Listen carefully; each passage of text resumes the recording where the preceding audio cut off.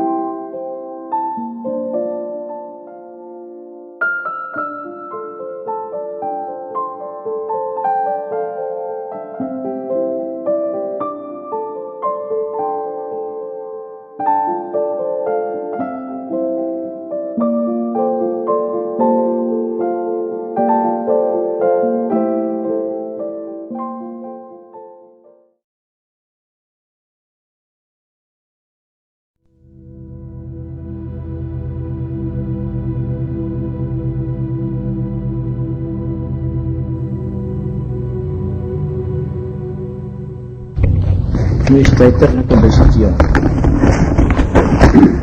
Desde hace varios meses estamos tratando conjuntamente de investigar esta idea esotérica de los 7 rayos.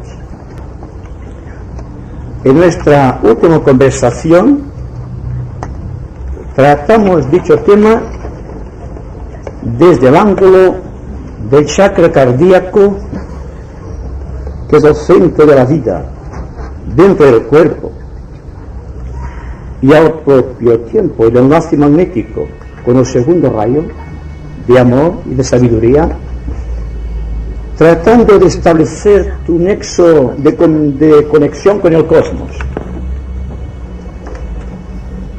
Vimos que el chakra cardíaco, construido en materia etérica, es a la manera de un pequeño universo, con un sol central y 12 constelaciones, o 12 pétalos, tal como se define en la literatura esotérica hindú oriental. Todo cuanto existe en el universo y todo cuanto se manifiesta en nuestro planeta está vinculado por ciertas leyes y por ciertos principios que tienen que ver con una entidad psicológica trascendente a la que llamamos Dios. Cuando nos referimos a la divinidad, el tema es tan extenso. Esta entidad es tan extraordinaria que forzosamente escapa a nuestros sentidos y a nuestra percepción intelectual.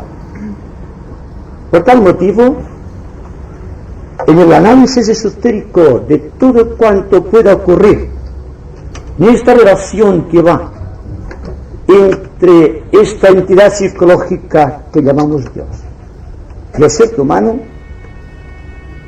ha de ser medido forzosamente por ciertos puntos de interés colectivo que son idénticos en su expresión, aunque sea infinita la distancia que existe entre un ser humano, tal como lo consideramos en la actualidad, con esa tremenda potestad cósmica.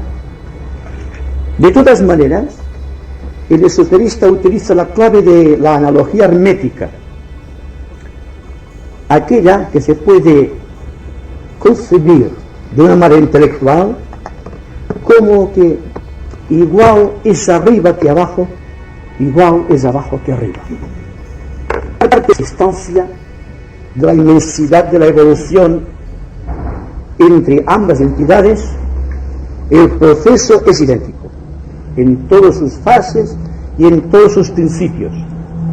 Por tanto, la ley de analogía o el principio de analogía hermético puede ser para todos nosotros el punto de interés intelectual y también espiritual que puede conectarnos con las grandes verdades cósmicas, comprender todo cuanto existe más allá y por encima de nuestras percepciones habituales. Existen motivaciones que están más allá y por encima de nuestros conceptos actuales e incluso de nuestra más profunda intuición. Pero si el análisis es objetivo, es decir, que consideramos a la divinidad como algo muy cercano, como algo que está dentro de nosotros, y que nosotros participamos de su vida y de sus principios creadores, entonces la raíz de la evolución aparece como un mapa claro y muy bien definido. Se pueden medir todas las verdades cósmicas a partir del análisis analógico de todo cuanto produce la imaginación y de todo cuanto está llevando adelante el ritmo del propio pensamiento. Es decir, que si con el chakra cardíaco hemos visto la representación de un sistema cósmico, siendo el botón central o la joya en el loto el motor de la vida y de la propia conciencia, vemos también que cada uno de los pétalos es la representación de todas y cada una de las constelaciones ideales. De manera que vemos la representación en todo cuanto existe en el individuo, psicológicamente y físicamente considerado.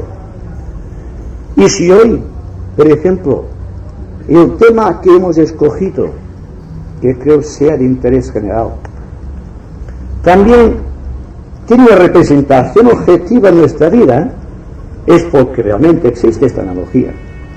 Así que si el tema de las ramas de la jerarquía tiene que tener alguna validez psicológica y acercar este tema a nuestra mente y a nuestro corazón, forzosamente también tiene que seguir las mismas reglas de analogía que hemos seguido hasta aquí y seguir de aquí en adelante ya tratando ya no de potestades cósmicas que están presentes por doquier, sino de la entidad humana tal como la conocemos actualmente, tratando de considerar o de medir el universo a través de todo cuanto ocurre dentro de nosotros. Dijimos en un principio de nuestras conversaciones que la evolución marca la pauta de la vida. Es una ley del universo. De manera que la evolución que corresponde al ser humano en la presente era es de preparación para aquel estado de conciencia que llamamos de iniciado. Dicho de otra manera, de la misma manera que el reino mineral progresa hacia el reino vegetal, y el reino vegetal lo hace hacia el reino animal, y que la superación del reino animal trajo un día el reino humano a la existencia. De la misma manera, siguiendo la evolución, es lógico suponer que el cuarto reino, o reino humano, se está preparando para el quinto gran reino de la naturaleza, aquel reino que Cristo definió como el reino de los cielos. Pero es un reino matizado de formas de vidas y de cualidades desconocidas para nosotros. Pero tenemos el testimonio de todos los tiempos de que ha habido individuos de nuestra humanidad que han logrado acceder a este punto de confluencia de la evolución y que han podido dar testimonio de este reino inconmensurable. Y de este reino precisamente es de lo que vamos a hablar hoy. Porque al referirnos al tema rama, nos referimos a ciertos grupos existentes en nuestro planeta, en donde se da un entrenamiento especial para ciertas personas preparadas para que accedan a este reino a partir del cuarto reino y a partir de sus posibilidades de conciencia.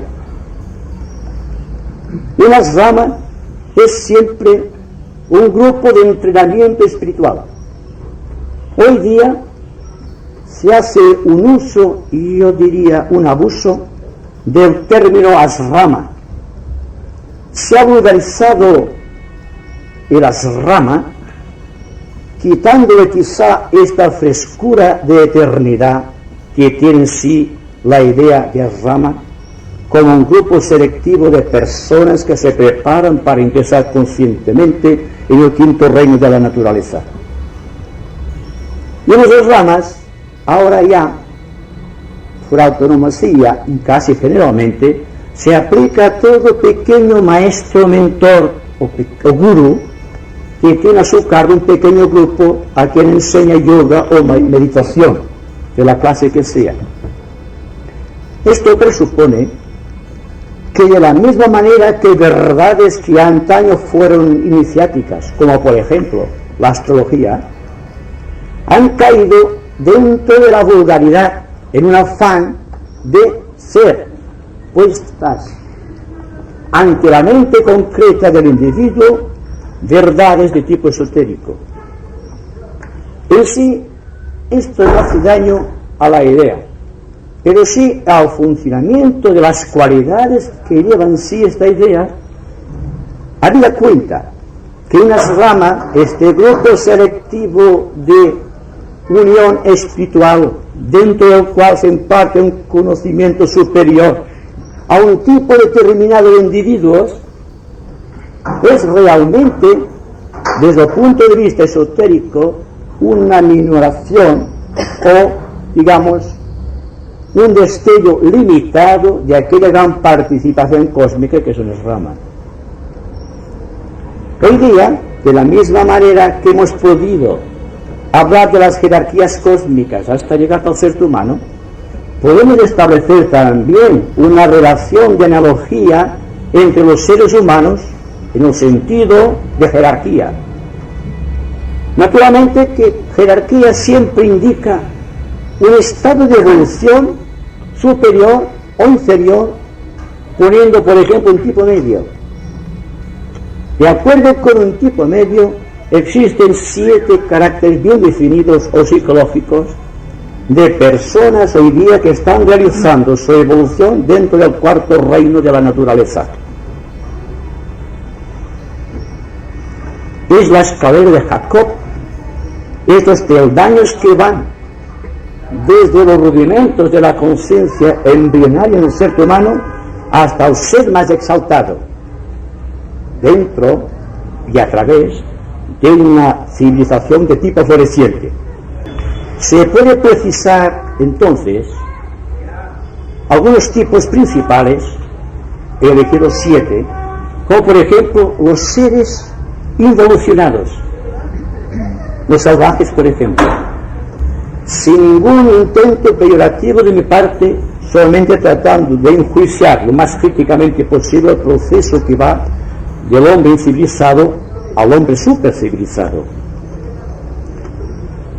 El ser, digamos, incivilizado, por falta de medios quizá, o porque tal es su estado kármico en el momento presente, el hombre evolucionado, yo diría que es el soporte de la evolución, son las raíces que están hundidas en la tierra, dentro del árbol de la vida.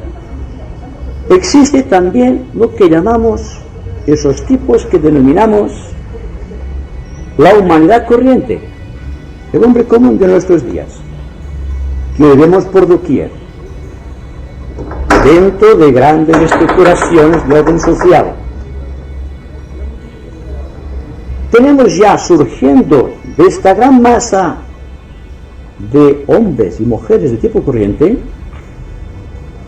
a aquellos individuos cuya mente empieza a funcionar a un ritmo superior y que hasta cierto punto han logrado vencer ciertas limitaciones físicas y algunos aspectos emocionales de su naturaleza. Naturalmente, existen gradaciones de seres dentro de esta gama inmensa de mente que va evolucionando, cuya circunferencia se va extendiendo a partir del punto cerebro humano. Va siguiendo adelante el proceso, teniendo en cuenta precisamente que lo que define de sí el aspecto asrámico, esta tendencia natural del hombre a acceder a los lugares prominentes de la civilización, estos individuos, este tipo clásico, que casi en todas las lenguas se define como discípulo, o chela, en el aspecto, digamos, o en la terminología oriental. Chela y discípulo tienen una apreciación similar. Es aquel individuo que por méritos propios y por el ritmo de la evolución y porque han logrado vencer ciertas limitaciones kármicas de su propia naturaleza, han logrado desarrollar hasta cierto punto algunos pétalos del centro Sahasrara o el centro coronario. Esto produce a la vista del inteligente observador espiritual una curiosa singularidad, que es una fluorescencia que surge de la cabeza y que puede ser observada esa fluorescencia por estas personalidades insignes que están dentro del quinto reino de la naturaleza. Y de estos tres tipos de discípulos, y por grados de intensidad en el brillo de la luz en la cabeza, se distinguen, por ejemplo, el discípulo en probación, a quien se está observando, al discípulo aceptado, que ha sufrido las pruebas y ha vencido, y finalmente aquel discípulo que participa ya en cierta manera y hasta cierto punto de los intereses colectivos de la gran logia blanca del planeta, o de la jerarquía planetaria, y que de una manera, digamos, esotérica y mística, se denomina discípulos en el corazón del maestro. Están dentro del corazón, participan de sus ideas, conocen sus planes y se esfuerzan por llevarlos a cabo. Este proceso, que va del discipulado con sus tres tipos de probacionista, de aceptado y de discípulo en el corazón del maestro, abre las perspectivas de la iniciación, y no podemos separar la idea de iniciación de la actividad que se desarrolla en esas ramas de la jerarquía. Una rama es siempre un lugar secreto en donde el discípulo recibe entrenamiento especial por parte de alguna entidad perteneciente al quinto reino de la naturaleza, para que pueda a su vez acceder a la gloria de aquel reino. Una rama a la consideración esotérica, percibida clarividentemente desde un nivel mental superior, aparece también como un chakra cardíaco. Hay un centro vital constituido por un maestro, un ciudadano del quinto reino de la naturaleza, que logró la quinta iniciación, ya hablaremos de esto, y 12 discípulos en su corazón. Esto constituye el centro místico de las ramas. Y a partir de aquí surgen 12 círculos concéntricos de luz que van llevando hacia el mundo profano, hacia el mundo de la humanidad corriente, las energías y las fuerzas que recibe la jerarquía desde los niveles cósmicos. Llegados a este punto, ustedes se preguntarán quizás si tiene alguna objetividad práctica en el momento actual, que se hable de las ramas de la jerarquía o que se hable de la iniciación. Yo diría que sí, porque ustedes y yo no estamos contentos con las capacidades que poseemos, aspiramos a mucho más. Y en algún momento de fulgurante intuición, quizá hemos participado también de esta fuerza tremenda que emana de un centro cósmico. Y esto es lo que motiva que precisamente sean ustedes en el fondo de su corazón que están pidiendo información acerca de la jerarquía, acerca del quinto reino de la naturaleza y acerca del fuego promotor de la vida en la naturaleza. Si no, ustedes no estarían aquí. Seguramente estarían en otra parte, pero no aquí. Por lo tanto, insistimos en este punto de que el hecho de que aquí ahora ustedes estén tratando de investigar, tal como intento hacerlo yo, en las leyes soberanas de la vida, para tratar de situar ante la mente de cualquier observador intelectual esta idea cósmica transmitida a través de las edades, con una participación mística de estos seres iluminados, a quienes místicamente se denominan los maestros de la humanidad. Entonces, es lógico que este aspecto intelectivo hasta cierto punto, pero más que nada intuitivo, que hace conocer verdades que están quizá más allá de nuestro entendimiento actual, pueden llegar a nuestro punto, digamos, de comprensión por este hecho de que nuestro corazón está siempre abierto a las grandes corrientes de la vida.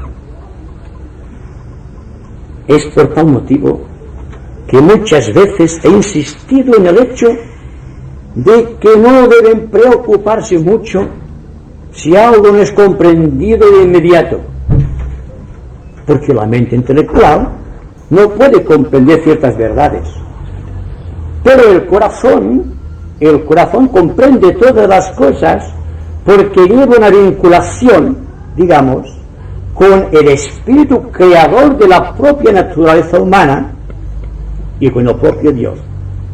Por lo tanto, la atención en el corazón es la que señala el camino y que marca el compás de lo que tenemos que hacer. Es la regla de la conducta y la expresión de lo mejor de nuestra naturaleza. Pues bien, si sumamos los 12 círculos concéntricos con los 7 rayos al cual pertenecen todos los seres humanos en su distinta singularidad, ya tendremos nuevamente el 10 de la perfección. Y naturalmente, cuando hablamos de la perfección, la idea humana no mira a sí mismo, sino que se proyecta hacia el Creador, porque en él adivina la perfección. Y me pregunto, ¿por qué no empezamos también, aprovechando que tenemos a nuestro alcance y podemos utilizar correctamente la clave de la analogía, no empecemos a pensar en la propia perfección como algo que debe ser aquí y ahora, no esperar un futuro lejano, dejar de recrearnos ya en sueños utópicos o en un misticismo extravagante? Ahora es el momento en que podemos pensar en términos de perfección humana, y naturalmente, al pensar en términos de humana perfección, ya estamos, sin darnos cuenta, poniéndonos en contacto con algún grupo iluminado de seres humanos que están vinculados con un departamento u otro de la jerarquía planetaria. Ahí está el problema. Y quizá esto no sea simplemente una idea sometida a la consideración de ustedes, sino que puede ser un tremendo desafío a su calidad de investigadores esotéricos. Entonces podemos audazmente penetrar el sentido de las cosas, arrancando del corazón y tratando de investigar la meta más lejana. Atrás todos los intermediarios, y darnos cuenta que realmente podemos hacerlo porque participamos de una misma comunión y todos estamos de una u otra manera vinculados a algún señor de rayo, a algún planeta, y pertenecemos por ley también a la vida y a la propagación de poder del Señor del universo. Este Señor, que ha situado tan lejanamente que nuestra constitución humana, está muy cerca de nosotros. Somos parte de su vida y constituimos un anclaje de su conciencia.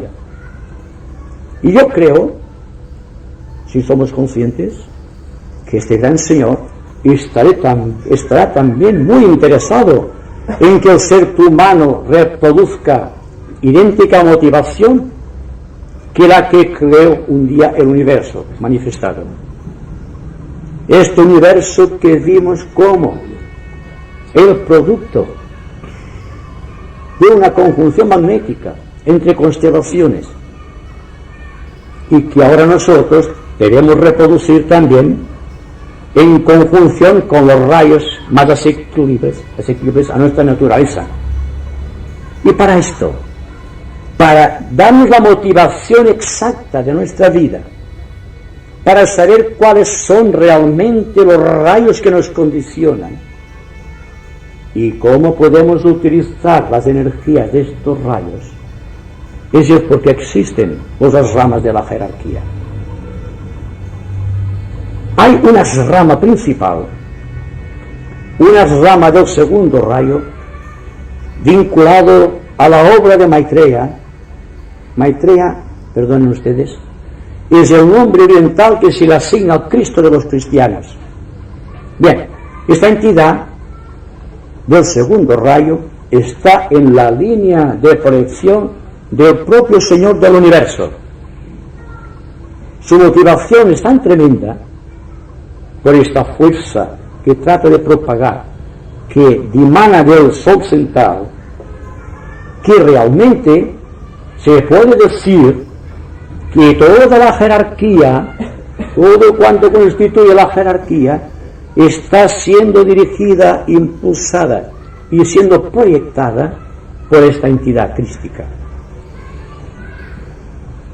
En el devenir de la nueva era, se dice esotéricamente, y esto ustedes tendrán que analizarlo no intelectualmente, sino utilizando la intuición, que detrás de Cristo hay tres grandes potestades cósmicas que están actuando precisamente en estos momentos drásticos de traspaso de eras para introducir un nuevo tipo de energía en nuestro planeta. Se nos dice que esos señores son el avatar de síntesis, el espíritu de la paz y el señor Buda, aquel que en luengas edades se conoció como el príncipe Siddhartha Gautama. Buda no es solamente un hecho histórico, sino que es un estado de conciencia, como Cristo, liberado de su aspecto histórico, es también un estado de conciencia. Y los estados de conciencia, esotéricamente dicho, se pueden traducir en términos de iniciación. Por lo tanto, estas potestades cósmicas que constituyen un triángulo y dejan al centro la estrella de 5 puntas de Cristo, de color azul radiante, del mismo color del segundo rayo del Señor del universo, y están tratando de introducir las energías de Sirio y las de la Osa Mayor y las de las Pléyades tratando de introducirlo las energías de Acuario. Estas motivaciones y este aspecto abstracto del esoterismo es el que debe ser medido con el corazón, porque hablamos de constelaciones, hablamos de dioses, hablamos de iniciados, hablamos de todas estas cosas, y nosotros no podemos comprobar apenas más que las pequeñas limitaciones que permite nuestro intelecto. Pero lo interesante es que nos demos cuenta que en nuestra humanidad actual se están produciendo desde un punto de vista social unas grandes convulsiones. Existen crisis y dificultades. Podemos decir que el corazón angustiado de la humanidad está siendo terriblemente convulsionado por una serie de incidentes que provienen de energías tan sutiles y tan potentísimas que no podemos precisar. Y todo cuanto ocurre aparentemente alejado de lo cósmico es precisamente la actividad de estas fuerzas que se están introduciendo en el planeta. Y el hecho de que existan enfermedades cardiovasculares, infartos de miocardio, o esas tremendas convulsiones nerviosas que conducen inesperadamente a la muerte de un ser humano, son precisamente parte de esas energías. Lo mismo que las convulsiones geológicas de la naturaleza. Se dan cuenta que el planeta es un ser vivo, que tiene una fuerza vital tremenda, y que al propio tiempo es la expresión física de una entidad psicológica. Y que por lo tanto, si aquella entidad psicológica está sufriendo una activación de su estado de conciencia, su vehículo de expresión física también reproducirá aquellas crisis de tipo iniciático. El mes pasado hablamos de aquella terrible crisis que produjo como resultado el nacimiento del cuarto reino de la naturaleza. La posición de Júpiter con Mercurio y con Venus, estando la Tierra equidistante de Mercurio y Venus, y en el vértice superior del triángulo, el planeta Júpiter, hace unos cuantos millones de años, produjo como consecuencia aquello que técnicamente se define la iniciación de la individualización, que significa que un gran número de entidades avanzadas dentro del reino animal pudo acceder a la gloria de la mente debido a esta conjunción magnética.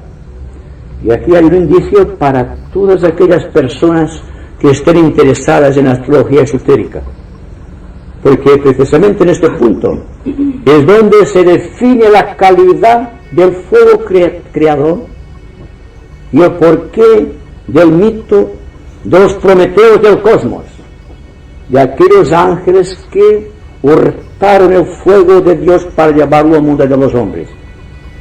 Esto es simbólico, naturalmente, pero el hecho es que aquella conjunción era realmente una iniciación, y lo que se está tratando ahora es que tratemos de aminorar la convulsión provocada en el planeta Tierra y en la conciencia de los hombres por el impacto profundo de esta iniciación que está atravesando nuestro logos planetario por medio de su expresión etérica Sanat Kumara, el Señor del mundo, la parte física, digamos, del logos planetario. Entonces, la misma manera que un estado de conciencia humano produce unas alteraciones de orden orgánico, físico, de la misma manera, esas entidades cósmicas, que son seres humanos, pero dentro de una proyección cósmica, unas perturbaciones que afectan a todo su contenido ambiental, físico, emocional y mental.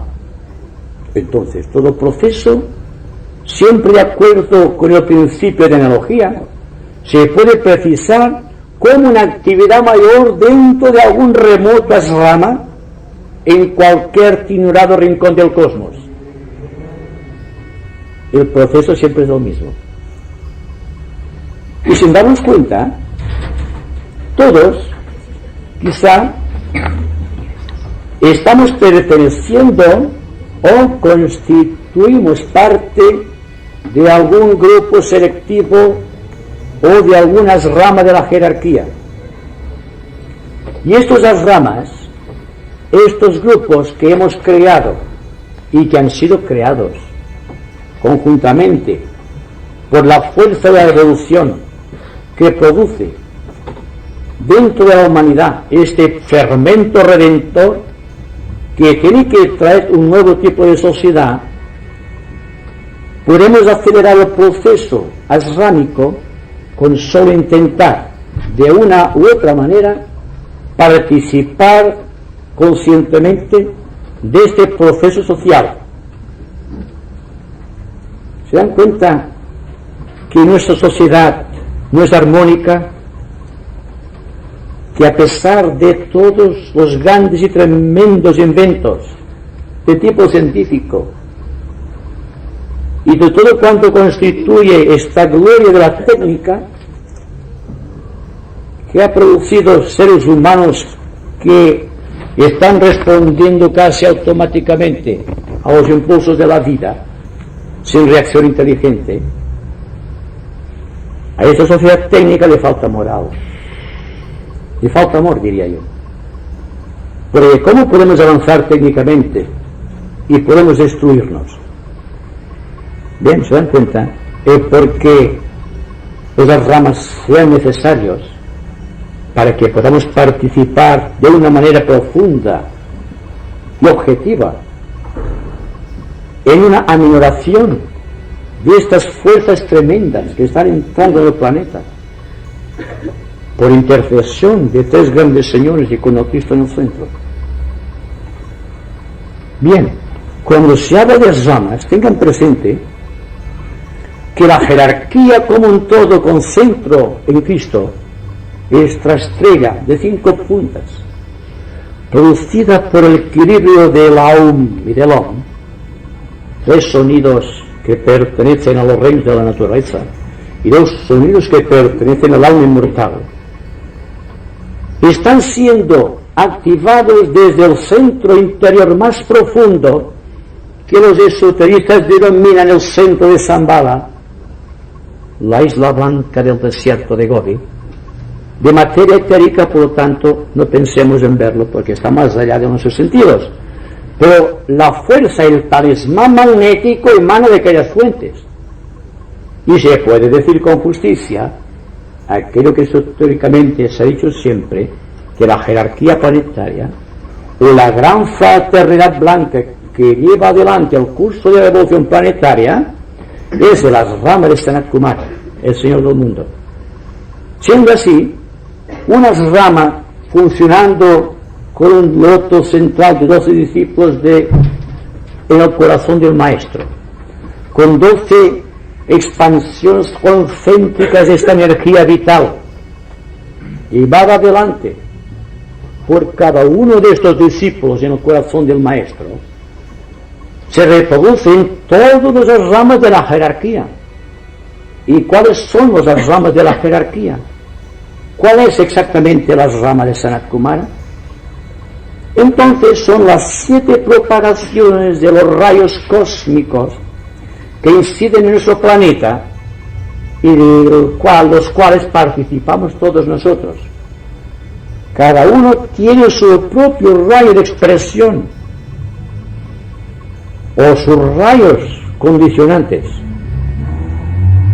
de la misma manera que estamos siendo condicionados por el signo astrológico y por el ascendiente astrológico. Todo esto constituye el ser humano. Así que cuando Sócrates decía conoce de ti mismo, la idea era de tipo cósmico, porque ¿quién sabe los rayos que le condicionan? ¿Quién sabe exactamente su signo astrológico? Una pequeña desviación puede ocasionar tremendas equivocaciones, sin contar lo que dijimos también, que está actuando en nuestro sistema solar lo menos 70 planetas, más o menos grandes. Conocemos los que la astrología, digamos, normal, la corriente, ha situado como observación o punto de confluencia de ciertos estudios. Hemos dicho también que Vulcano, que actúa muy poderosamente, casi no se lo tiene en cuenta porque astronómicamente todavía no ha sido localizado. Pero siendo también consecuentes con la ley de analogía, sabemos que existen 12 planetas, 7 sagrados, 3 no sagrados, entre ellos nuestra Tierra, y 2 desconocidos que están actuando en forma etérica y que ningún telescopio, por poderoso que sea, no puede localizar, y que sin embargo están trabajando dentro del universo. Esto les dará idea de la magnitud de la obra a realizar cuando empleamos el término conócete a ti mismo, aparentemente tan fácil y al alcance de todos. También es lógico decir que no hay que sentirse intimidado ante la idea o la grandiosidad de este conjunto vital en donde vivimos inmersos y desde donde extraemos el principio de vida de conciencia.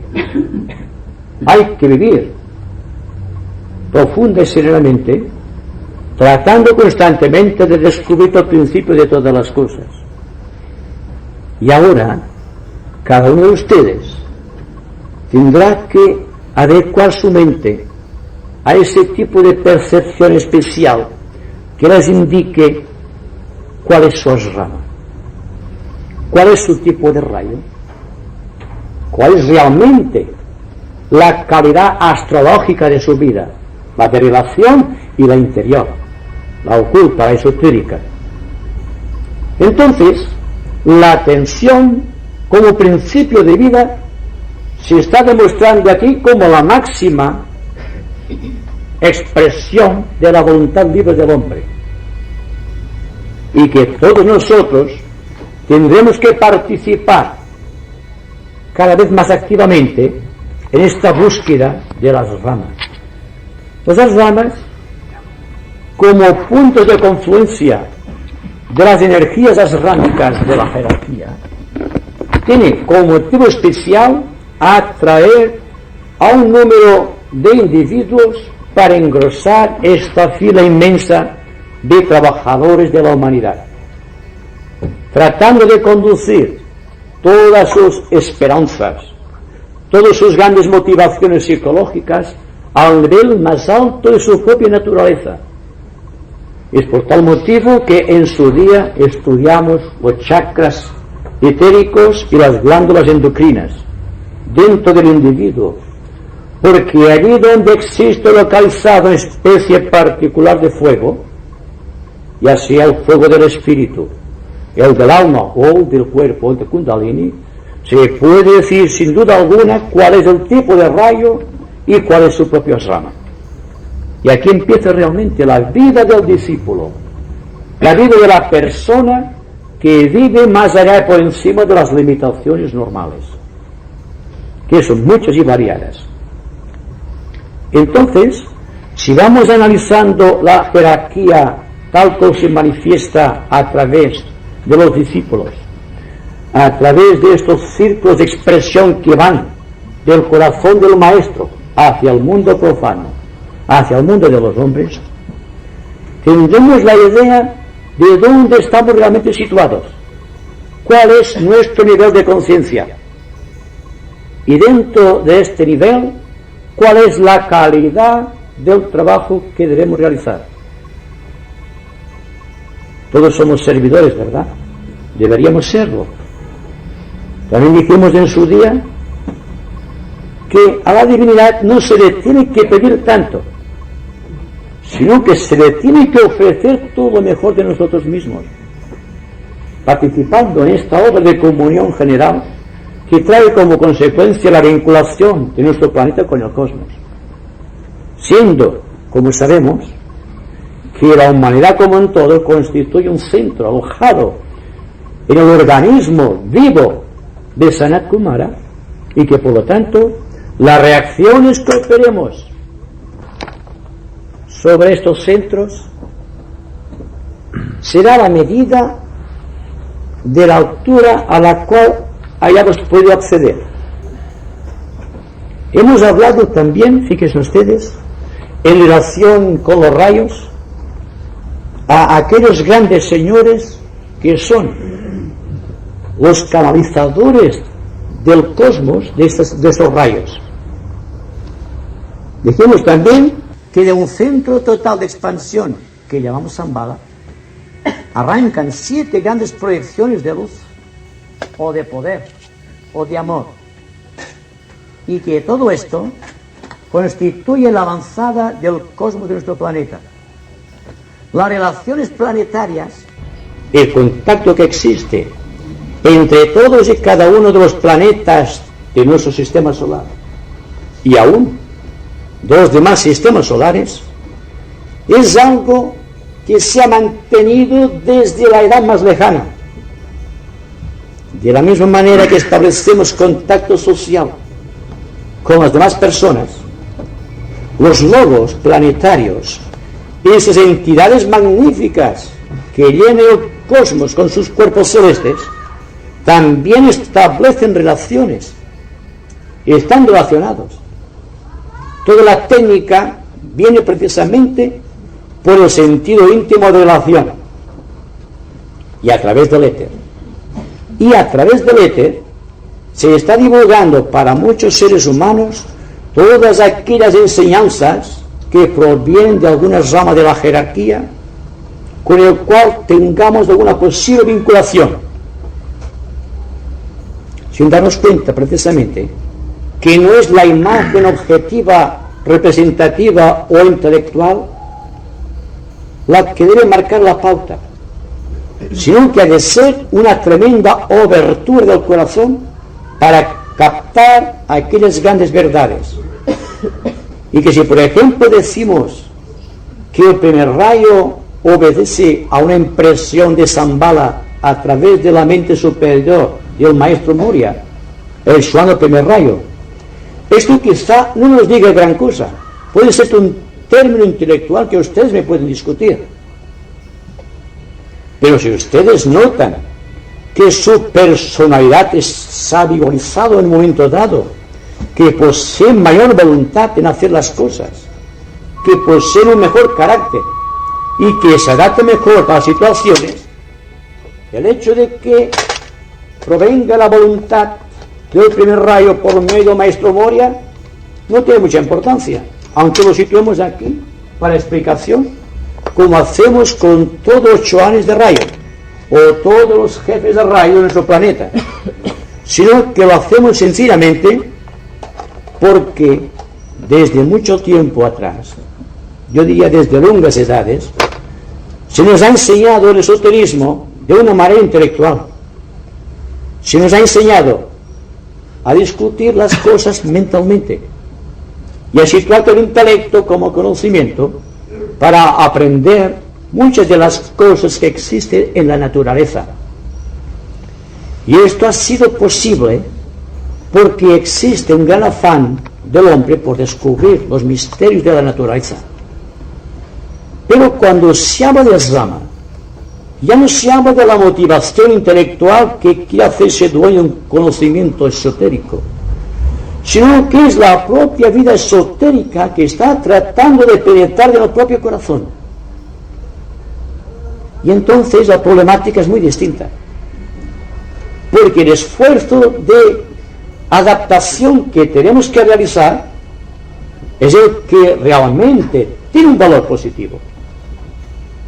Así que más que explicaciones de tipo mental o de tipo intelectual, es tratar de buscar entre todos nosotros conjuntamente una seguridad de vida, una motivación psicológica lo suficientemente potente que nos induzca a la acción, y que esta acción sea una acción social que tienda, lógicamente, al beneficio del mayor número de seres humanos.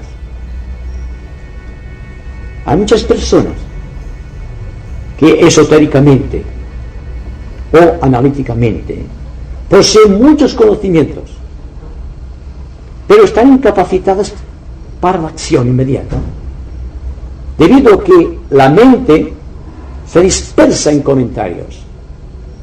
Y cuando estamos tratando con energías de rayo puro, debemos empezar a hablar con aquella fuerza tremenda que surge del individuo cuando se ha liberado del placer del conocimiento o del placer intelectivo, porque el conocimiento existe internamente, constantemente.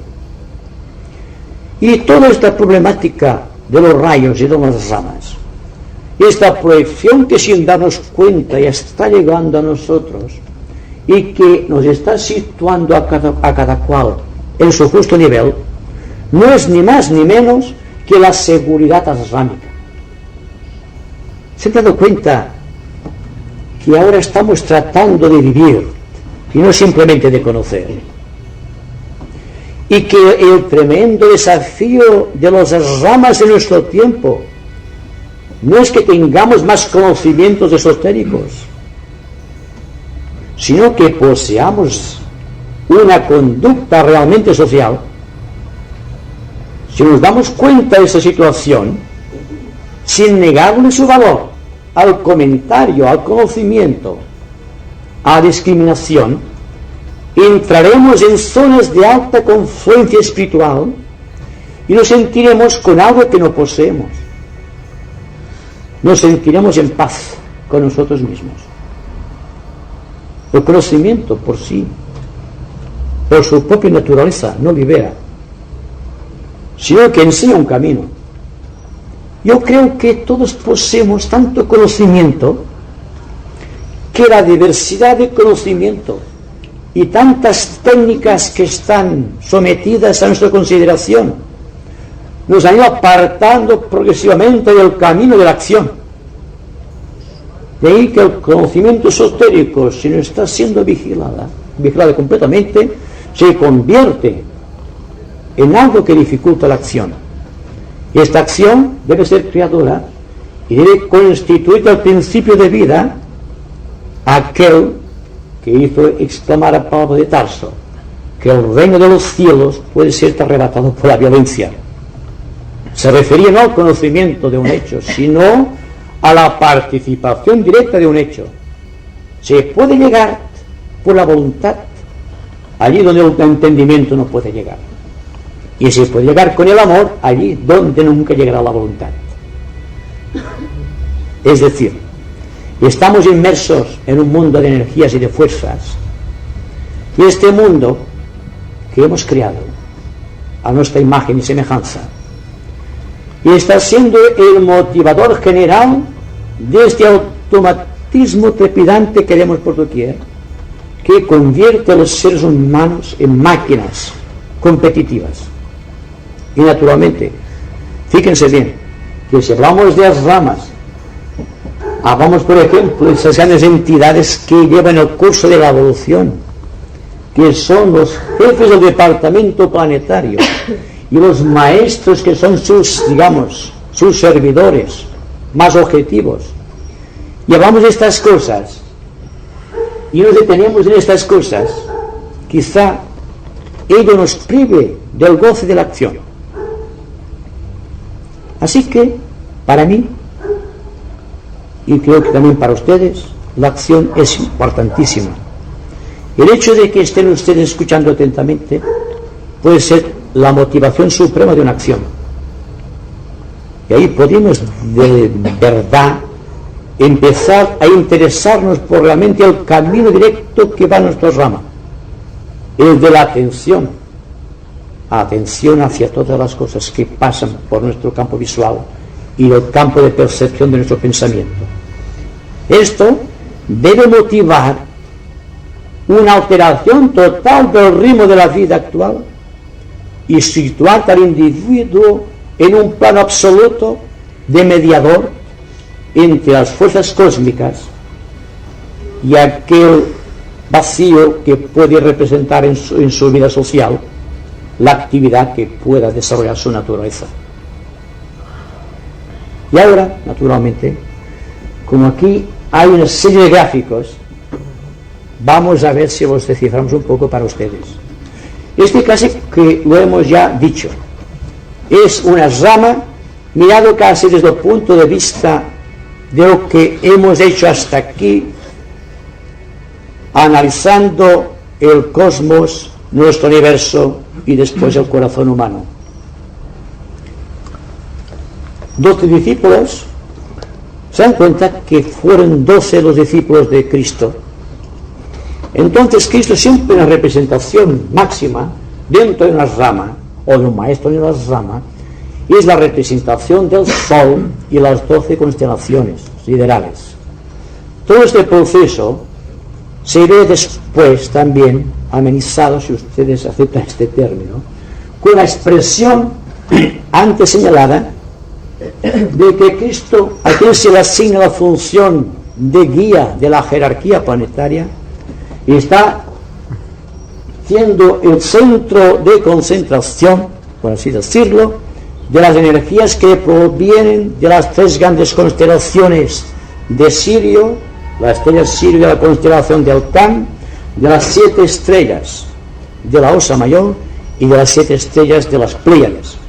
Todo esto, a través de su corazón, constituye los 7 departamentos de trabajo de la jerarquía, o aquello que místicamente llamamos los 7 ramas principales, dirigidos en orden de rayos por el maestro Moria, Kuthumi, Veneciano, Hilarión, Serapis, Jesús y el Conde de San Germán.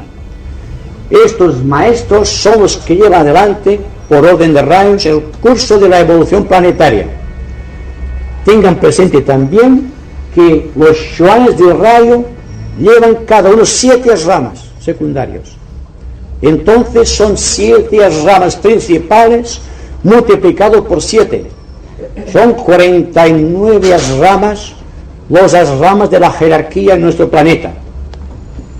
Si tienen ustedes en cuenta que cada uno de esas ramas tiene 12 círculos de expansión, tendremos 588 círculos de expansión que están trazando en un mundo a aspectos de luz por donde la jerarquía puede ir midiendo a través del intento creador, tratando de proyectar todas aquellas energías que provienen del cosmos. Tenemos también una imagen pictórica principal, que es cuando nos referimos al Señor del mundo, del cual nada puede decirse. Nuestra mente carece de ideas y motivaciones para poder captar esta tremenda individualidad llamada Sanat Kumar.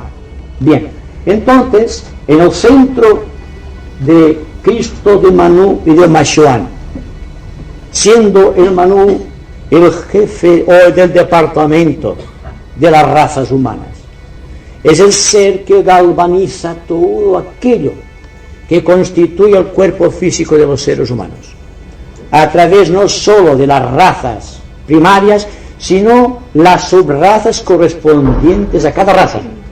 Entonces, tenemos a Cristo, que es el Señor de la religión y de la enseñanza, y después el Machoan, otro ser del tercer rayo, que está dirigiendo la civilización, la cultura de los pueblos. Esto es, esquemáticamente, la línea que conduce a la expansión arrámica, que aquí vemos como participando de la gloria del Cristo, como el introductor dentro del planeta de las energías del segundo rayo del Señor del universo. Son conocimientos solamente, y ustedes deben aceptar esos conocimientos de una manera muy subjetiva, si es que puede llegar a la subjetividad. No aferrarse a términos, sino tratar de considerar si realmente es así o no es así. ¿Y quién se lo va a decir? Yo no, desde luego. Yo estoy señalando un programa de acción. De ustedes depende de aceptarlos. Y siempre he tenido interés en señalar que todo cuanto digo es algo que surge de mí y que ustedes deben considerar auténticamente dentro del corazón para ver si es que pueden aceptarlo o deben suspenderlo en la duda inteligente de la acción concreta. Eso depende de ustedes. Pero una cosa sí es necesario ya para terminar esta pequeña conversación, y es insistir en el hecho de que todo cuanto se ha proyectado y todo cuanto he dicho son ideas. La idea es solamente una punta de lanza que tiene que dirigirse hacia un sitio determinado. Podemos afilar esta lanza a extremos insospechados para que puedan herir el cosmos. Podemos dejar esta lanza embotada que solamente pueda medir lo inmediato. ¿De quién depende la acción? Solo del individuo rectamente orientado. Lo importante, pues, no es la idea, sino el desafío que subsiste o que subyace más allá de esta idea. Y es esta acción motivada por la comprensión interna de una seguridad acerca de esas ideas lo que debe motivar la acción futura y quizá la seguridad de que ustedes también están actuando de acuerdo con las impresiones de una rama de la jerarquía.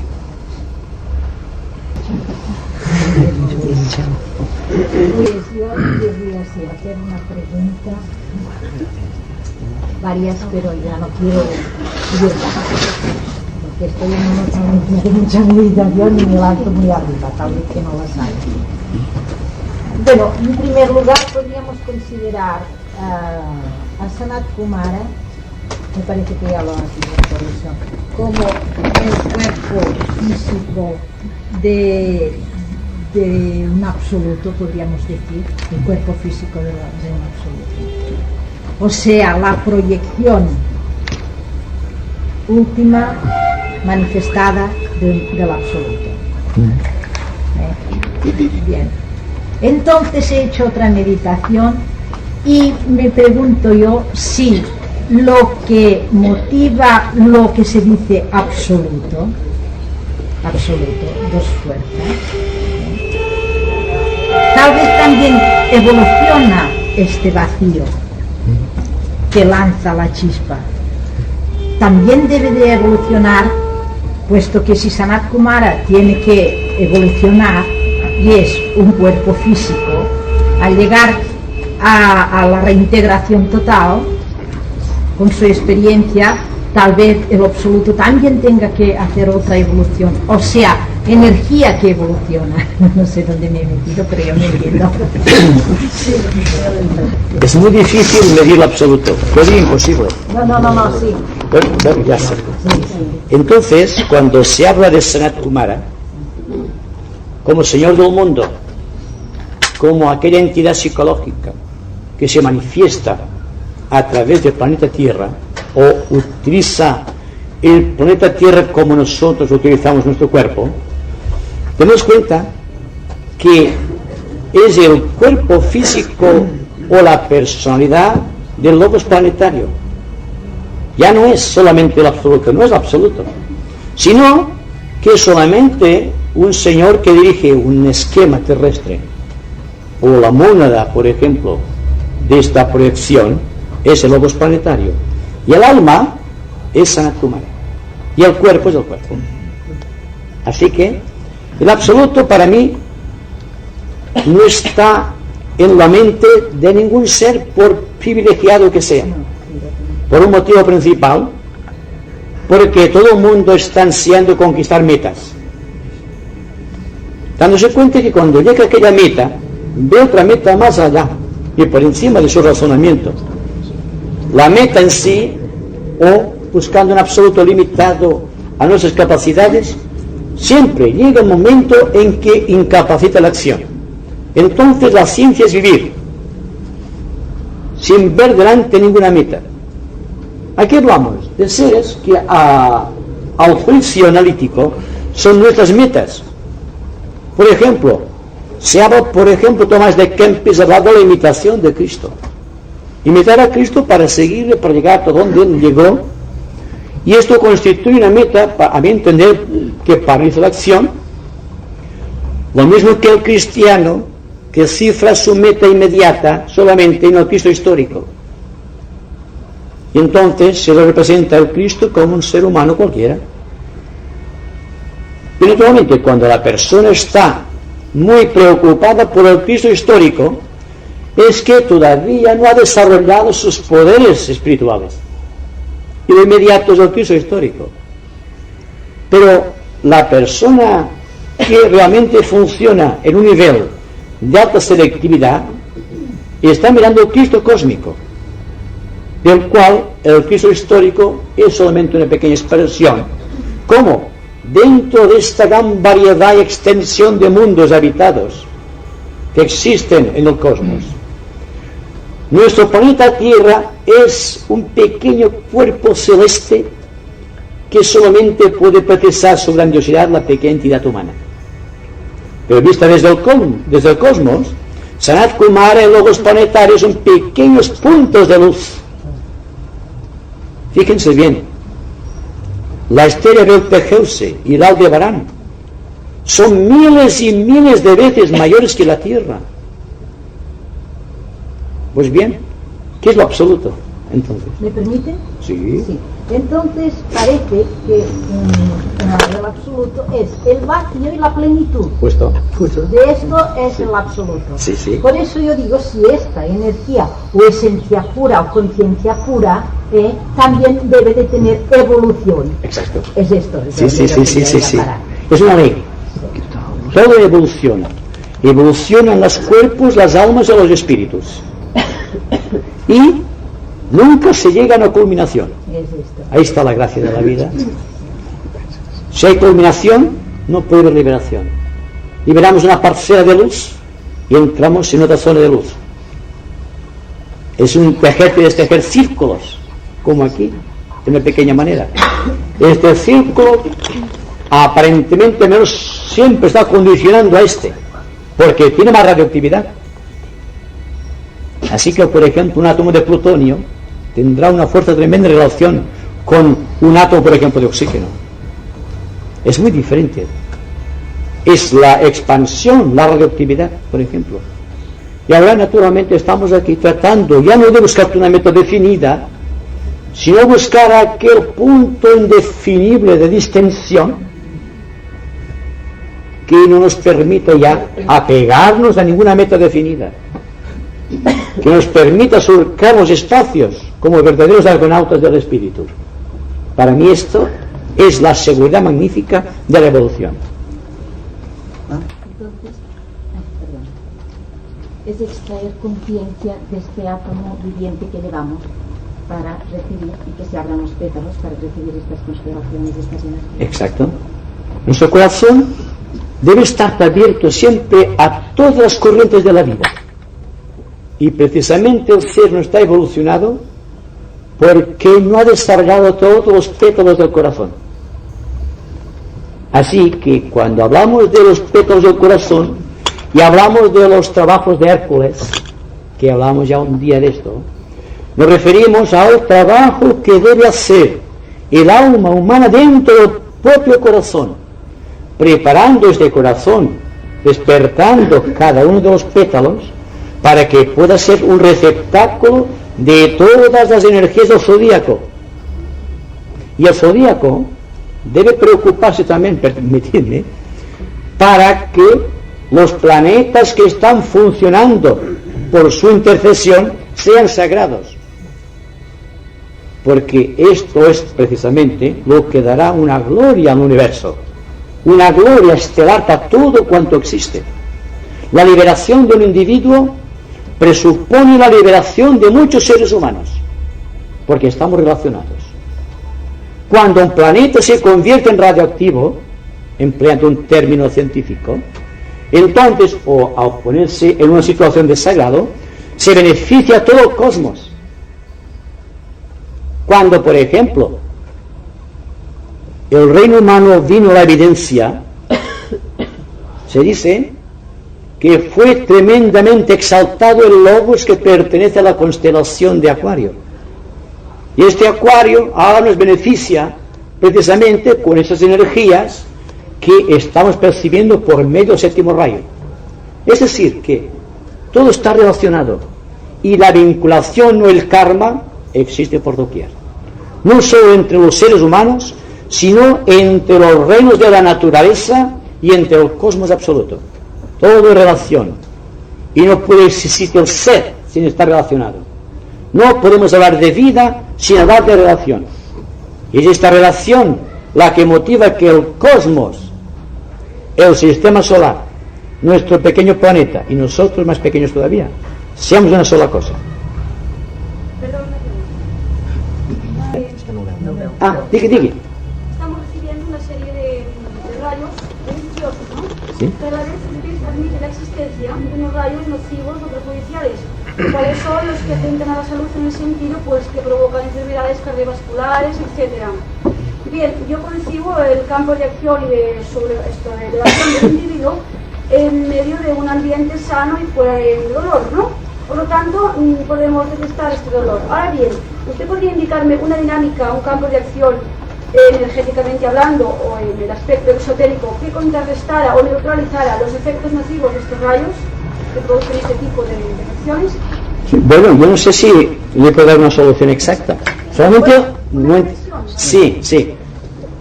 No sé si hablado lo que existe en la naturaleza, lo que existe, digamos, en el cosmos, por su propia proyección, lleva energías de tipo vibratorio diferente. Las inferiores acarrean como consecuencia ciertas motivaciones que psicológicamente, físicamente traducidas producen enfermedades. Entonces, las partes superiores de cada signo astrológico o de cada rayo, entendiendo que los rayos y los signos astrológicos en realidad son expresiones psicológicas de entidades que utilizan planetas para manifestarse. Entonces, cuando hablamos de estos rayos nocivos, yo no sé si hasta qué punto he dicho que recibimos rayos nocivos. Yo diría que el mal está en el corazón del hombre. Y si el hombre está, digamos, totalmente receptivo a ciertos rayos, no es que realmente que los rayos que le condicionen sean malos o que sean nocivos, sino que su contenido o el campo de expresión de sus vehículos está contaminado o está, por ejemplo, imperfecto o que no están coordinados. El caso, por ejemplo, de una persona que no tenga equilibrio. Este equilibrio no depende de los astros, depende quizás de su propio karma particular, o de la manera como está enfocando las cosas de la vida, o si su mente es serena o su corazón está, por ejemplo, ausente de temor. Depende de muchas cosas. No depende principalmente de rayos nocivos, sino de aquel estado de los vehículos que impiden la perfecta coordinación de algo supremo como es el cosmos. Fíjese usted, una cosa muy clara. Si el agua pura que nace de un manantial se está vertiendo en un vaso que contenga gérmenes, barro o alguna cosa, el agua, por pura que sea, al llegar al vaso queda contaminada. No es que no dependa de aquello, de la pureza del rayo, sino de la impureza de los vehículos. Entonces la programática, la evolución, estriba en una coordinación inteligente de los vehículos que nos condicionan, a fin de que nosotros, por la atención suprema hacia esta realidad espiritual que presentimos, podamos motivar en nosotros grandes transformaciones. Y estas transformaciones harán que el agua pura de los rayos se introduzca en nosotros y no sufra alteración. No serán rayos nocivos, sino que nosotros estamos participando como grupo, como entidad social, de un conjunto de factores que nos llevan al dinamismo supremo de la vida. Están trabajando a un ritmo de pequeña frecuencia, si podemos decirlo así, cuando estos rayos son de alta frecuencia vibratoria. son tremendamente potentes y nuestra mente, nuestro corazón, nuestra conducta no puede acoger estos rayos con toda la fuerza o con todo el equilibrio que precisan. Y el rayo primero, por ejemplo, que condiciona a un gran porcentaje de seres humanos, es tremendamente potente en ese aspecto y origina grandes catástrofes. No porque el rayo primero sea malo en sí, sino que su fuerza, su fuego, se encuentra dentro del individuo algunas alteraciones, algunos vicios del pasado, algo que pertenece a las edades pretéritas del individuo. Al llegar hasta allí sufre una refracción absoluta y entonces aquel rayo motiva grandes destrucciones cuando podría traslucir grandes creaciones. No sé si me he explicado, pero la técnica, momentito, pero como técnica le voy a decirte una que es para todos los rayos. No deje desperdiciar o no desperdicie un solo minuto tratando siempre de estar atenta a cuanto ocurra a su alrededor.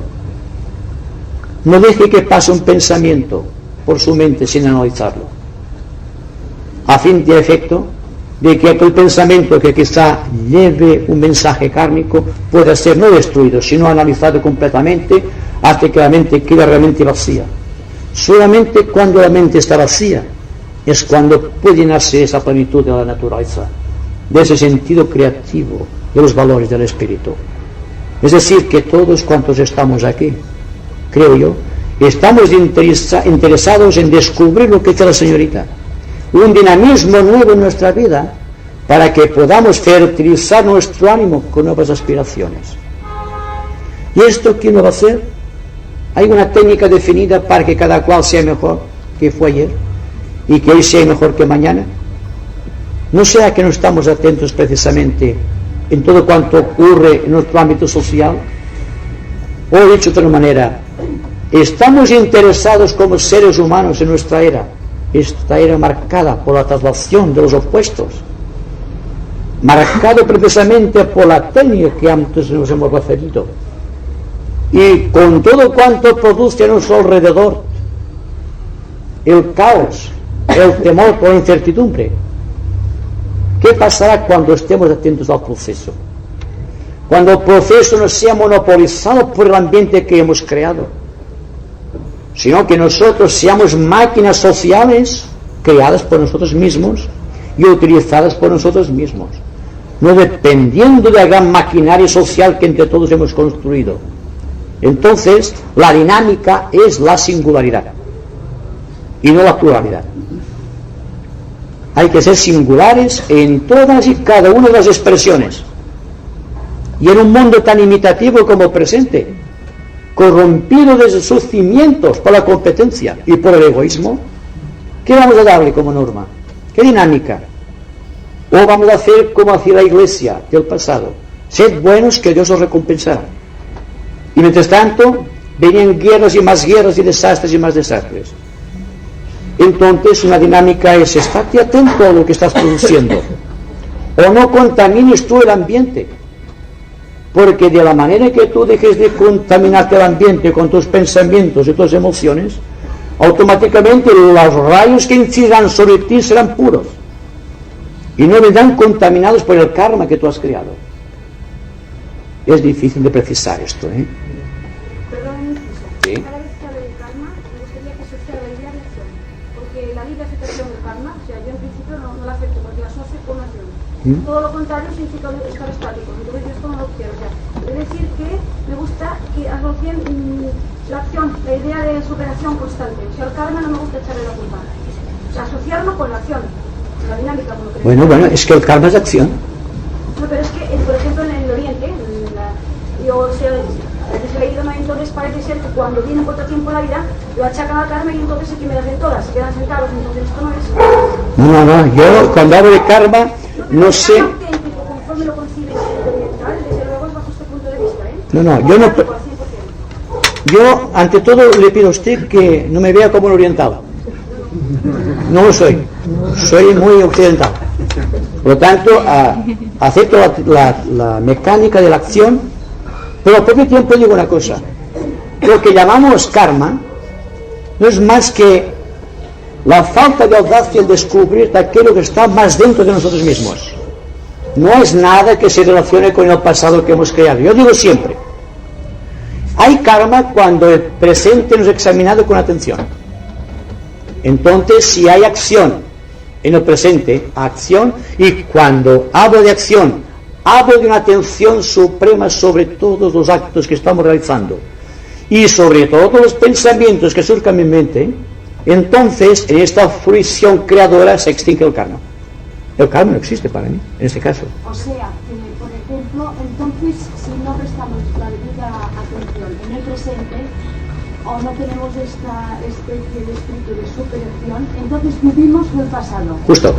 Y después, otra pregunta quería hacer. Al hablar de la liberación, que usted también ha hablado, entonces una persona liberarse, como muchas personas entienden, de decir, bueno, me libero y ya está, a ver, ya estoy acabada. Yo no creo que esto tampoco exista, porque yo creo que una persona se libera, por ejemplo, de un filtro, como usted ha dibujado aquí, para entrar inmediato en otro, y así siempre, porque si no, no tendría explicación ni la vida ni nada. En muchas cosas así. ¿He dicho algo contrario de esto? No, es así. Bueno. Yo quiero saber si es así. Es así. Que yo no estaba antes. Mire, fíjese, he dicho una cosa. Cuando la persona está creando una meta, aquella meta condiciona su ánimo y no puede haber posible liberación. Cuando la persona está viviendo la acción, no puede crear metas. Y cuando no crea metas, está liberándose constantemente. ¿Se dan cuenta de esto? Entonces la liberación es psicológica. Si estamos atentos en el tiempo desaparece. Cuando ustedes están bien en un sitio, no miren el reloj. El tiempo no existe. ¿Cuándo tienen ustedes noción de tiempo? Cuando están creando una meta y han creado una distancia hacia esa meta. Y entonces la liberación no puede existir. Y el karma entonces es aquel estímulo que ustedes sienten para llegar a la meta, sabiendo que no existe nunca una meta de llegada. Porque si limitamos la acción creativa del individuo a una meta, se ha extinguido automáticamente la gloria de la acción. Estamos siendo condicionados por el tiempo. Una transformación constante. Sí, señora. Sí. Fa rato que... Vale. Sí? Referent a aquellas palabras referencia a aquellas palabras que ha dicho de que el reino de los cielos puede ser arrebatado por la violencia, me gustaría que me aclarase un poco esa violencia, porque como estamos precisamente viviendo bastante violencia, no sé que uno piense que la forma de arrebatar el cielo es imponiendo por la violencia a los demás esta idea, o si es que realmente pues es suicidándose, que es otra clase de violencia, o qué clase de violencia es la que se refiere San Pablo de usted. Bueno, yo creo que es una palabra no traducida, pero la persona que es violenta está condicionada por su propia violencia. Entonces yo diría, buscar realmente con intención el reino de Dios. Hay un término actual que es la agresividad.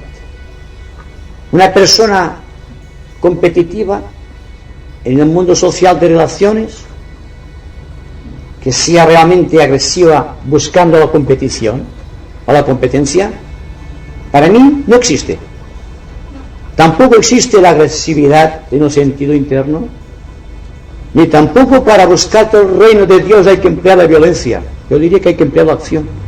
Yo me refiero a los textos mal traducidos quizás, imputados a Pablo de Tarso, que el reino de Dios se puede arrebatar por la violencia, pero me parece que significaba que el proceso de la evolución depende de la creación del individuo, o de su espíritu de creación, o de su espíritu de acción. De manera que si estamos viviendo noblemente en el presente, estamos arrebatando el cielo, no por la violencia, por la voluntad de acción. Entonces sí que existe una motivación sincera en nuestro corazón No es que perseguimos una meta determinada, lo cual para mí es falso, porque la meta, como digo, ya en sí niega la liberación, porque te crea una sujeción a algo determinado. Y cuando estamos realmente accionando, actuando en el presente, con una atención suprema hacia todo el contenido ambiental dentro del cual estamos inmersos, sin dejar escapar sin análisis ninguno de los pensamientos que saltan a nuestra mente, entonces estamos arrebatando el reino de Dios. Mejor dicho, lo estamos descubriendo. Por lo tanto, no se trata de palabras. Es una palabra que se dice solamente que se puede acelerar el proceso de la acción. Yo diría que la acción sube de ritmo vibratorio y entonces se expansiona más, como decía la señorita, en unas ondas concéntricas sin posible culminación. Es como si agitamos una campanilla en el aire. Nuestro oído no percibirá ya más que lo que permite nuestro oído, los decibelios hasta los cuales estamos capacitados de percibir. Pero del punto de vista cósmico se propaga hasta siempre, jamás culminará aquello. Entonces una acción en el éter, y debe ser una acción en el éter, todas y cada una de nuestras acciones, no buscando un principio ni una llegada, ni una motivación ni una meta, vivir simplemente, atentamente, naturalmente.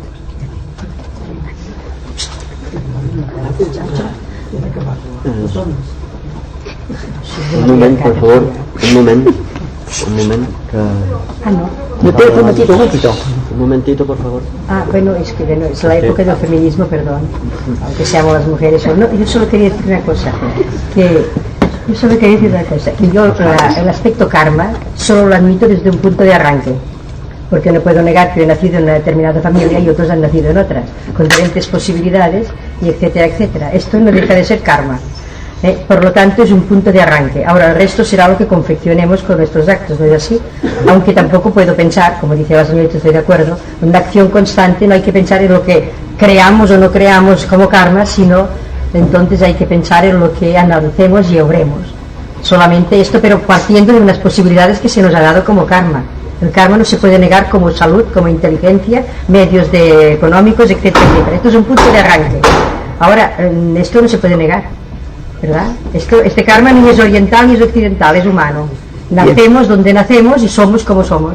Entonces, desde este punto de partida debemos accionar el resto de nuestra vida, con un análisis constante de las posibilidades de la acción nuestra y del conocimiento de los demás. Pero el problema debe estribar cuando alguien se encuentra rodeado, o profesionalmente o familiarmente, con unos ambientes que no nos gusten. Entonces casi que todas las preguntas van dirigidas a ¿cómo puedo salirme de esto? Aunque no, a veces no lo decimos, pero quisiéramos saber cómo salimos de aquello que nos atormenta, cómo debemos obrar. Y entonces sí que no hay que pensar que tenemos un karma, pero cada uno somos diferentes a la hora de enfrentar los problemas. Entonces, si yo ahora digo hay que hacer esto o hay que hacer lo otro, y alguna persona se siente condicionada por mis palabras, desde ese punto de vista yo creía karma. No puedo hacerlo. Pero otra cosa existe aquí. Existe, fíjense ustedes bien, la sutilidad de la pregunta. Vamos a prescindir del pasado y vamos a prescindir del futuro. El pasado siempre ata, por glorioso que haya sido. Y siempre digo lo mismo. Una vez hemos pronunciado una palabra, jamás la podemos recuperar. Entonces es falsa la idea de arrepentimiento a que nos tienen aficionados o nos tienen acostumbrados las grandes religiones. Es decir, que cada cual debe aceptarse tal cual es en el presente, con sus cualidades y con sus defectos. Lo que interesa es una cosa fundamental. Es partiendo de aquí, sin darle ningún nombre definido, tratemos de investigar lo mejor de lo mejor. Entonces, a este investigar sereno y constante yo le llamo acción. Una acción que excluye por completo la idea de karma. Porque el karma siempre limita la mente del individuo. Y cuando algo le va mal, es mi karma. Y cae en el fatalismo. Y naturalmente una persona que caiga en el fatalismo y se sienta pegada a los valores tradicionales, automáticamente ha dejado de existir, de funcionar como ser inteligente. Entonces, fíjense bien, la sutilidad, y vamos investigando esa sutilidad. Cuando estamos enfrentando un hecho, ¿qué hacemos? No vemos el hecho tal cual es y tal como se produce, sino que le buscamos un remedio. Y este remedio es aquello que hicimos en el pasado. Dicho de otra manera, cuando tenemos una gran experiencia de tipo espiritual o místico, la queremos reproducir en cualquier momento del tiempo, sin pensar que aquello pasó. Y aquel querer indagar, de querer reproducir algo que hicimos en el pasado, está creando una meta ilusoria que pertenece al pasado y que por lo tanto no entra en las líneas de la acción. Psicológicamente hablando, solamente existe un presente, una hora eterna. La pregunta es esta: ¿seremos capaces de vivir este momento? Ustedes y yo, naturalmente. Todo el mundo está pegado a los valores del pasado. ¿Y cuántos de entre ustedes, en tanto me estaban escuchando y estaban formulando ideas de cómo podrían decir esto se dice de otra manera? Ha quedado, ustedes me permitirán decirlo, vacía por completo. En este vacío se agitan las fuerzas eternas de la vida que están presentes ahora y aquí. No ayer ni mañana, ahora. Bien, ahí está la liberación.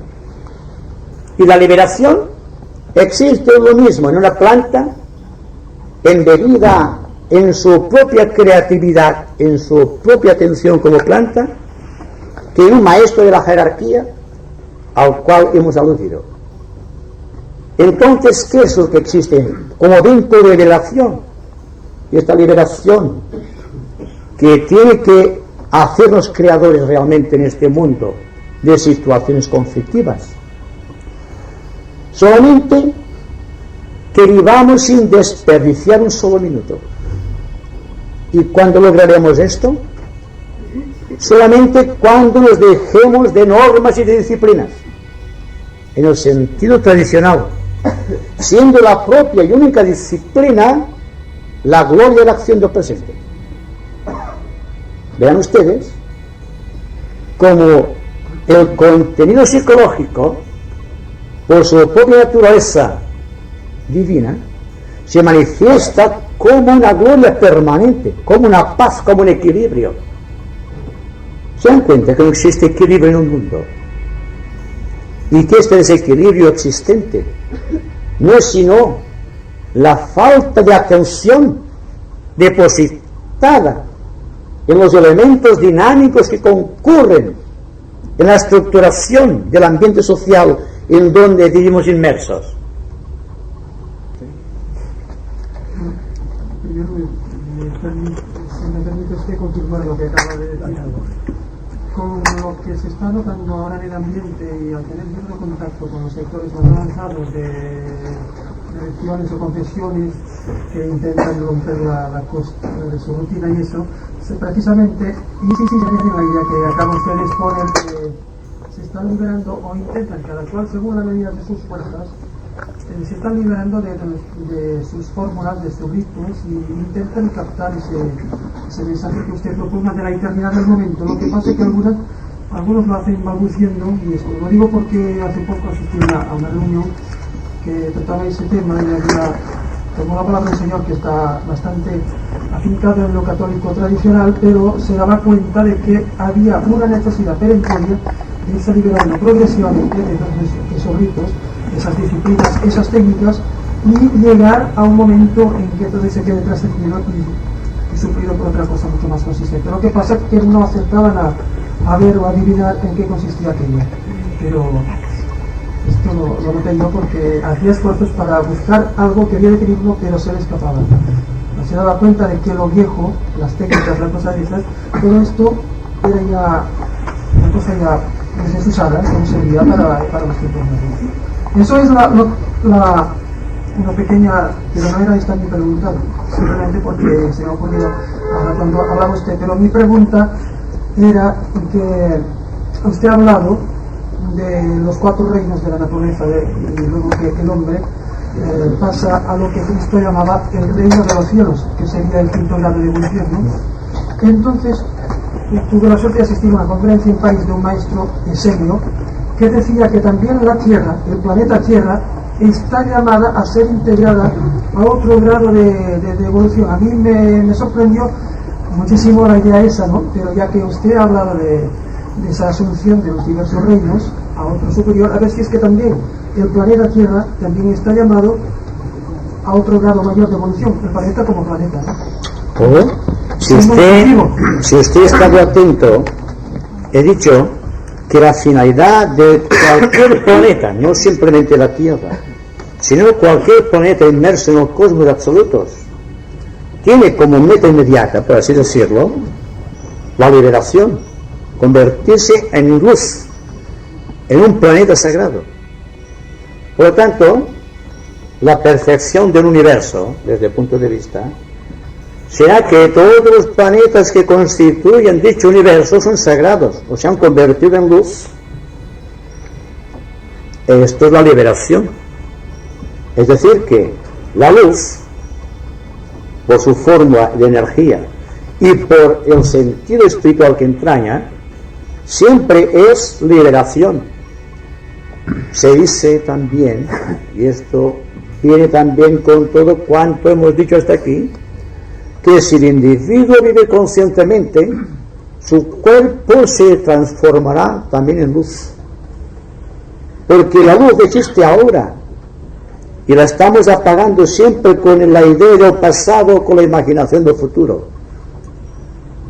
Vivimos de esperanzas, de deseos y de temores, pero nunca acabamos de vivir de realidades objetivas.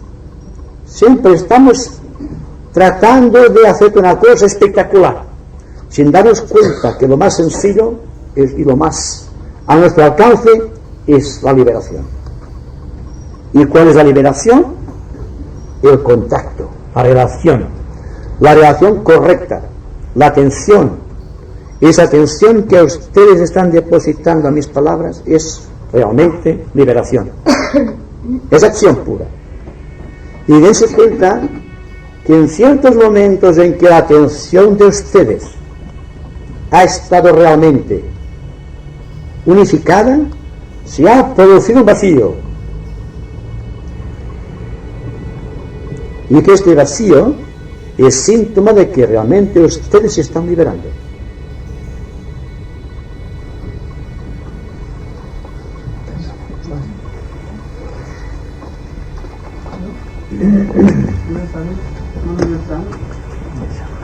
Una pregunta, ¿no? Me ha parecido antes que has dicho que el conocimiento no libera. Yo estoy muy de acuerdo contigo, además me has aclarado unos puntos que quería, te felicito. Y luego quería decirte que entonces yo entiendo que si es un camino, el conocimiento, no deja de ser una cosa secundaria. Y aquello que no es secundario, que está en primer lugar, entonces es la realización del ser. La realización del ser por medio de la percepción.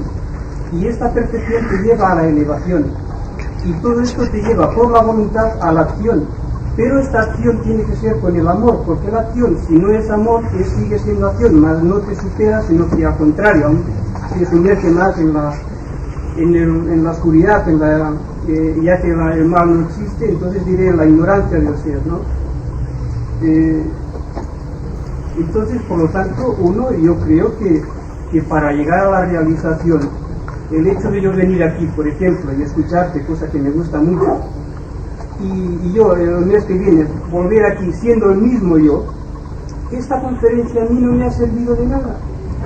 Si yo he escuchado una cosa y digo, hombre, el hermano Beltrán me ha tocado un punto precioso, voy a hacer así, voy a tratar, el yo tratar de hacer así, el seguir esto que yo he captado, que me ha servido ahora mismo de principio para andar el camino de mi superación, y el mes que viene seré otro, y estaré incluso más unido a ti, y seré mucho más elevado, aunque sea en poco, en ti. Ahora, si yo en este pase sigo siendo el mismo, cometiendo los mismos vicios, cometiendo los mismos errores.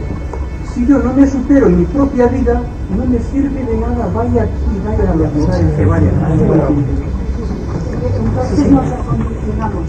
Exacto. Es lo que no debe ser. Exacto. Entonces, ¿cuándo se debe presente realmente? Sí, estamos de muchas razones. Además, que cuando hablamos de amor, por ejemplo, hablamos del centro del universo. Siempre he tenido un gran interés en decir que no podemos hablar, ni sentir, ni actuar sin amor. El amor es la base de la creación y es el motivo esencial de la atención. Ahora, hemos confundido el amor con la emoción o con el sentimiento. Pero el amor, por ejemplo, el amor corriente, es siempre un intercambio entre varias personas entre sí. No es una liberación del amor. Es un contrato social. Y hay que desaparecer el amor como forma de contrato para entrar dentro de la gran vinculación del cosmos. Entonces quizá tendremos la oportunidad de vivir el amor realmente.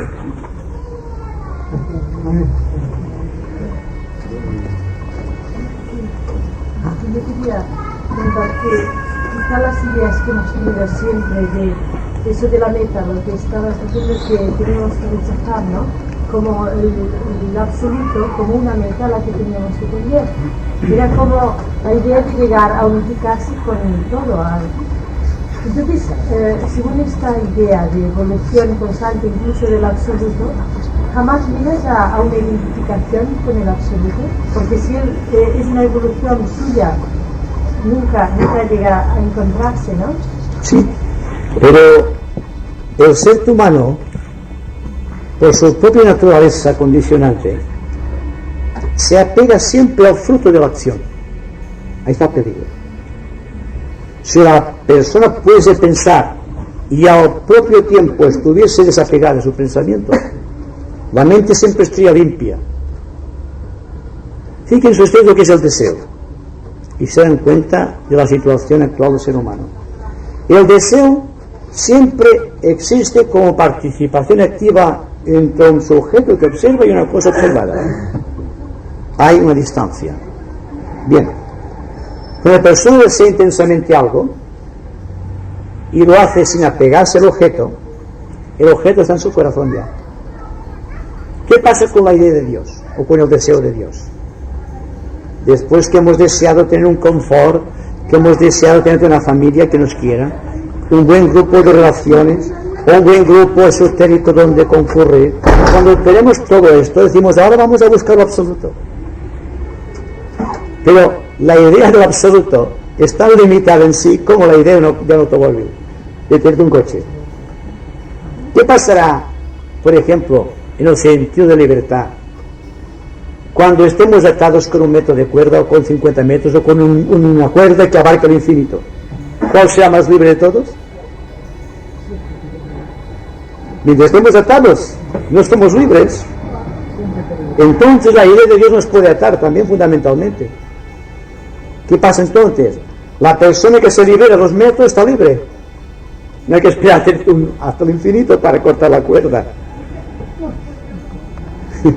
Bueno, es que esta es una idea que te puede parecer peregrina hasta absurda, pero realmente fíjense bien cómo estamos atados a tan pequeñas cosas y a tan grandes cosas también. Pero somos felices porque hacemos yoga o porque meditamos en lo trascendente. O es feliz el individuo que se retira 10 minutos o un cuarto de hora para buscar a Dios y si pasa el resto del día renegando de Él. Pues entonces, ¿cuándo existe la fruición de la acción? Cuando tenemos conciencia meditativa que no se relaciona con los momentos pasados en el yoga o en la meditación trascendental, sino que estamos viviendo constantemente, propagando la acción constantemente. Entonces, en este vivir despierto, inteligente, está la liberación. Un momento. Ahora vamos a cambiar un poco. Parece que de lo que has dicho de las ramas, de lo que se ha dicho de las ramas, cuando para pertenecer a las ramas de un maestro, para encontrarte en las ramas de un maestro, parece, a mi entender, que debe ser, porque la aspiración del ser, todos nos gustaría llegar a las ramas del maestro, ¿verdad? Pero debe ser una perfección que el mismo corazón del maestro absorbe aquella energía, o sea, la entidad la debe de absorber el maestro para pertenecer, o sea, sus radiaciones absorbe al ser, debe ser así, ¿verdad? Porque todos nos gustaría pertenecer al maestro, pero lo que pasa es que no pertenecemos o no lo sabemos. Entonces, si nosotros nos acondicionamos con perfección, con más o menos lo que hemos visto, lo que se trata, entonces, por el rayo, por lo que sea, debe de absorber las ramas del maestro. Yo digo entonces que lo que se precisa es que el individuo que quiera pertenecer a una rama, empezando por decir que las ramas no son una meta, sino que son centro de actividad, que no es lo mismo. Entonces, lo primero que debo hacer es tratar de vivir serenamente, porque cuando estoy viviendo serenamente, estoy despertando ciertos centros en mi composición etérico-física y despertando ciertos núcleos de luz dormidos que hacen que alguien que tiene visión cósmica puede percibirlo. No es cuestión del discípulo saber si está en la rama o si está en contacto con el maestro. Sea en todo caso cuestión del maestro que puede percibir la luz en la cabeza del discípulo. Lo mismo que hemos aplicado para el cosmos y para la liberación, hay que aplicar para las ramas. Y hemos aplicado las leyes del conocimiento de las ramas. Y ahora les digo, libérense ahora de las ideas de las ramas. ¿Saben que existe? ¿Para qué quieren más? Entonces no hay que pensar más, hay que trabajar en ese sentido, tratando de arrebatarlo con la atención, no con la violencia. Ya se cree que es violencia, ¿no? No. Se trata de violencia, con la acción, con la voluntad de acción.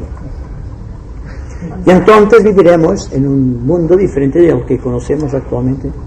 Y todos estamos empeñados en crear un nuevo tipo de sociedad humana. Y esto que aparentemente no tiene importancia, sí la tiene, porque sin que se den cuenta, durante ese tiempo que están aquí, están reflejando la luz en la cabeza.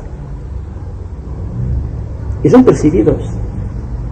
Pues entonces, ¿qué es lo que ha motivado que surja esta luz? La atención que depositan. No en mí, en las palabras, en algo que trae su atención. Pues entonces, cuando existe esta atención hacia todas las cosas, cuando existe este vacío constante por doquier, y cuando nos sentimos enteramente libres de cualquier modificación del pasado, con sus tradiciones, o nos liberamos de la esperanza en el futuro, y perdemos el miedo, entonces vivimos en el presente tal como el presente exige ser vivido, para no crear subconsciencia. Quizá otro día tengamos que aprender las técnicas psicológicas del momento actual, suprimiendo ya la subconsciencia, dejando solamente con una computadora de registro de hechos, pero sin ninguna modificación que nos impulse la acción. Entonces veremos surgir una nueva psicología, la psicología de la tercera rama de la jerarquía. Eso es lo que tenemos que hacer ahora, los que trabajamos en psicología, y todos aquellos que están interesados en descubrir los valores permanentes de la propia psicología. Otro desafío a nuestra conciencia de investigadores.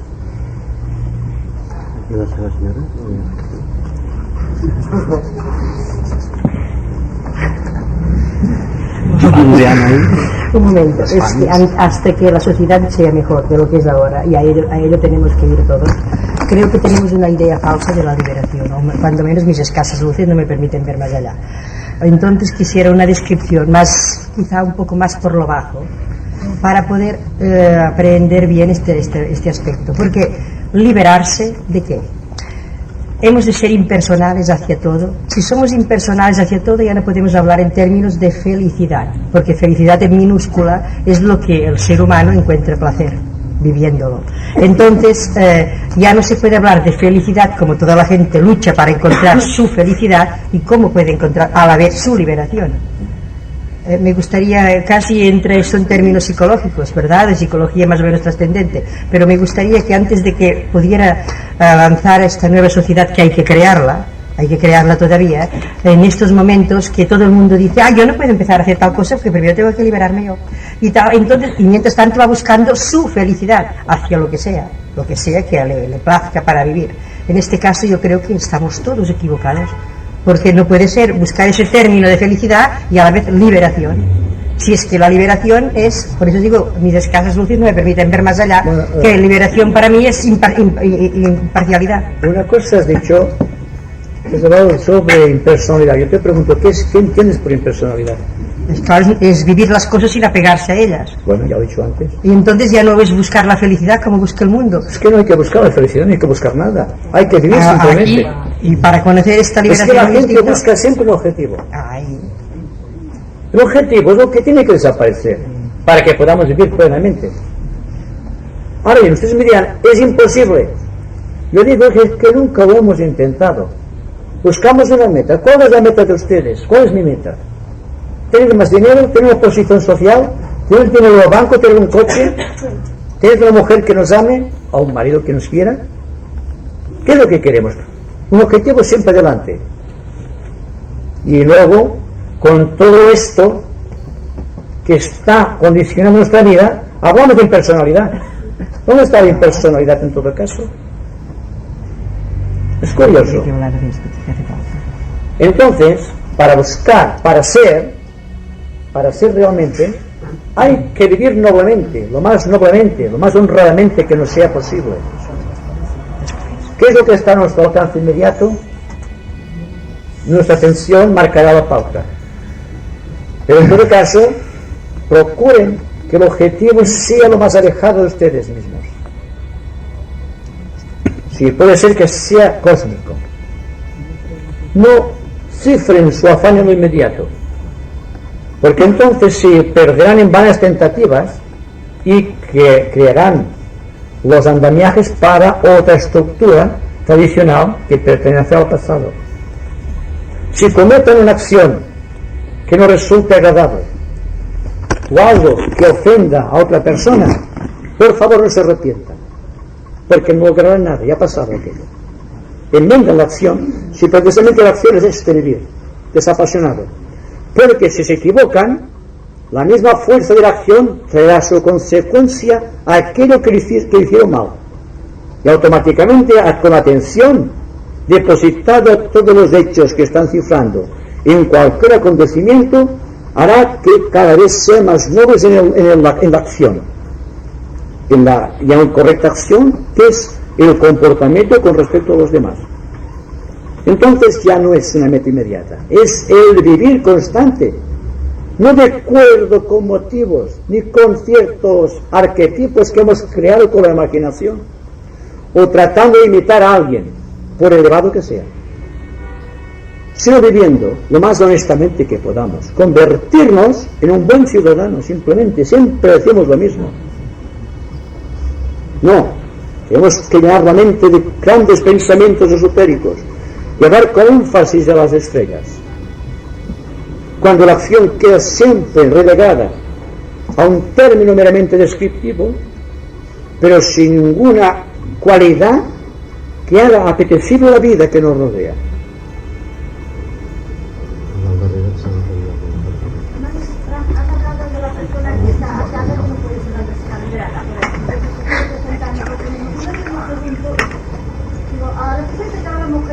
Confortablemente, importa muy poco que el sexo sea masculino o sea femenino.